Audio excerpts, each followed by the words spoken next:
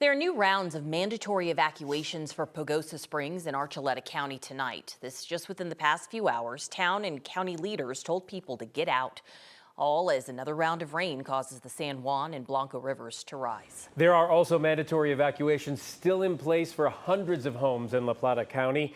During a community meeting tonight, the sheriff said the goal is to allow people to return tomorrow, but that's all dependent, of course, on the weather. Since the flooding started in southwestern Colorado early Saturday morning, 90 homes have been damaged in the Vallecito Reservoir area. Some have up to 2 feet of water inside. First responders rescued nearly a dozen people from the floodwaters. Officials say it's amazing no one's been seriously hurt. We are so grateful that everybody's okay, that so many people listened to our evacuation requests and got out when we asked them to, and we're just very, very grateful. Yeah, and with all of that, with more rain on the way overnight, danger's not over yet. 9 News meteorologist Corey Reppenhagen is in Pagosa Springs, and he's bringing us the latest. Well, this is the 4th consecutive night with very heavy rainfall in southwest Colorado. I'm in Pagosa Springs, where the rain is really picking up and the rivers are starting to rise once again. Take a look behind me. This is the San Juan River, which literally runs and winds its way right through the middle of downtown Pagosa Springs, and it is absolutely raging right now. And believe it or not, this is down from where it was on Saturday night, which it hit its peak. In fact, that was almost 12 feet, 12 and a half feet, really. It was the 3rd biggest peak in the history of this river records. And there was also over 8,000 CFS, 8,000 cubic feet per second.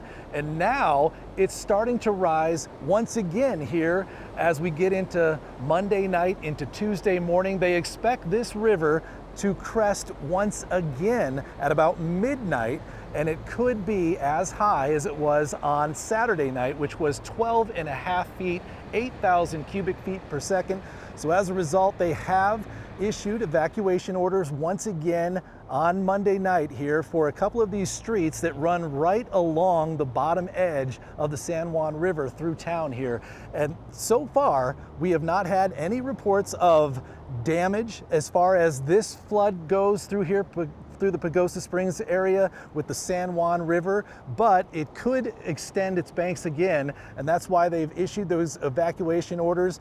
There's also flooding happening in La Plata County, just about an hour to our west, and we are headed over there in the morning. Vallecito Reservoir, the north end of that reservoir, has many homes that have been damaged and some homes that have even been lost to the flooding in that section, and it is also raining very heavy there tonight. So coming up tomorrow morning, this crew will be working our way over there to the Vallecito Reservoir and hopefully bring you some reports of that really some bad flooding that's been happening over in that area as well. So for now, tonight, reporting from Pagosa Springs, I'm meteorologist Corey Reppenhagen for the 9 News Weather Impact Team.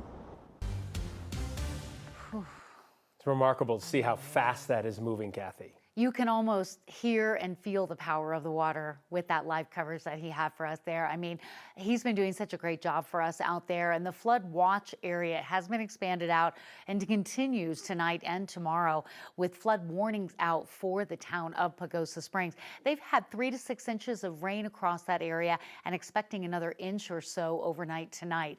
We had showers move through midday. They have moved out. We had a nice sunset tonight. A lot of folks sending in beautiful sunset pictures. In the foothills and mountains, a lot of people woke up to a light dusting of snow and lions. That picture there. We're 51 at the 9 News studios, 49 at DIA. Winds right now are starting to let up, but it is that southerly flow transporting more water into that flood ravaged area. And this is really the focus for the rain over the next 6 to 12 hours with that flood watch in effect overnight tonight into the day tomorrow, and flood warnings out in and around the Pagosa Springs area. Denver may have another round of overnight rain as well before this whole pattern shifts tomorrow afternoon. Temperatures stay very cool, but don't be surprised if you wake up and hear rain on the roof overnight. Coming up, we'll have your warmer, drier, extended forecast in detail and much more on the flooding in southwestern Colorado in just a bit. Tonight, Israel and Hamas are one step closer to ending their devastating two-year war. Today, Hamas released all 20 of the last living Israeli hostages. They were taken more than 700 days ago during the October 7th attack on Israel that killed about 1,200 people.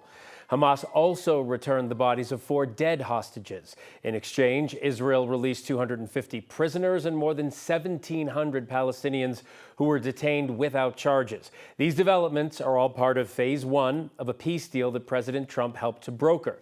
Major questions do remain about the future of the region, like whether Hamas will disarm or who will govern Gaza, and of course the question of Palestinian statehood. Today's news out of the Middle East being met with mixed emotions here in Colorado.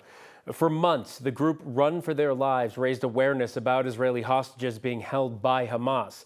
They organized a march in Boulder back in June that ended with peaceful protesters being firebombed in an anti-Semitic attack. 15 people were injured, and Karen Diamond, a woman in her 80s, was killed. It's definitely a mixed feeling here. There's a lot of happiness, but a lot of sadness, a lot of grief at the same time.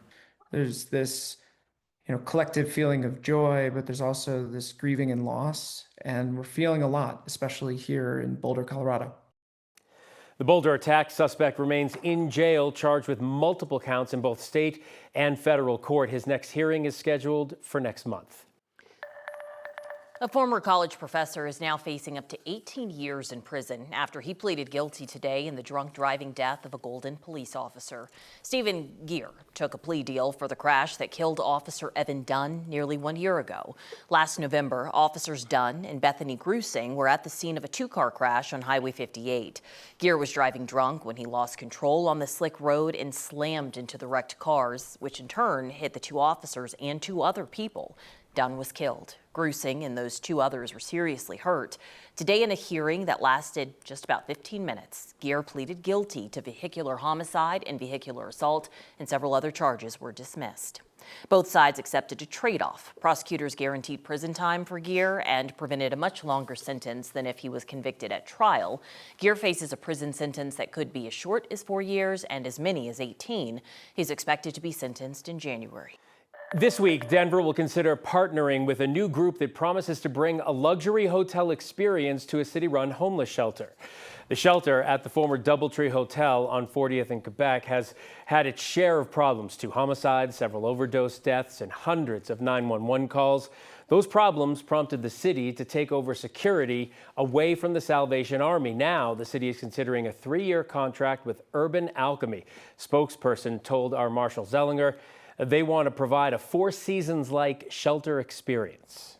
Why make the comparison to a luxury hotel, though? Because no one's going to confuse a shelter with a luxury hotel. I think we want to transform how people think about shelters overall. We want them to feel like they're at a wellness village. I think the traditional models of shelter are outdated in our views. People should feel like it's safe, it's clean, it's welcoming. Urban Alchemy is based in San Francisco and has contracts in 6 cities. Austin, Texas just ended its contract with the group after Urban Alchemy itself reported that employees misrepresented data that tracks progress within the shelter. The city picked 2 other service providers to run shelters. The St. Francis Center would run the shelter at 46th in Quebec, and Bayet Enterprises was chosen to run the shelter at East Hampton. The investigation into what caused a massive fire at a shopping center in Nederland is underway as investigators work to figure out how it started. Roughly 20 businesses that were damaged are looking to find a way forward. 9 News reporter Rachel Krause spoke with the owner of a popular brewery about what they lost in that fire and what's next. 4 days after a fire destroyed all the businesses inside the Caribou Village shopping center, only shells of these businesses remain. The building structure remains torn apart by the fire. Today, investigators are getting inside what remains behind as they work to figure out how this all started. It's a bit like losing a limb. For more than a decade, Very Nice Brewing has held Jeff Green's focus. Yeah. 13 years ago. This month we would have celebrated 13 years. The brewery in Nederland found a home as a gathering point for tourists and locals alike. We've had people that met here, got married, had children together. We call them brewery babies. Just last summer, Jeff and his wife opened a second spot in Gilpin County. And then we've kept up the Nederland brewery, doing bottling, cleaning kegs. We do have 2 pilot systems there, a really small half barrel, and well, we did have those. Yeah, that's gone.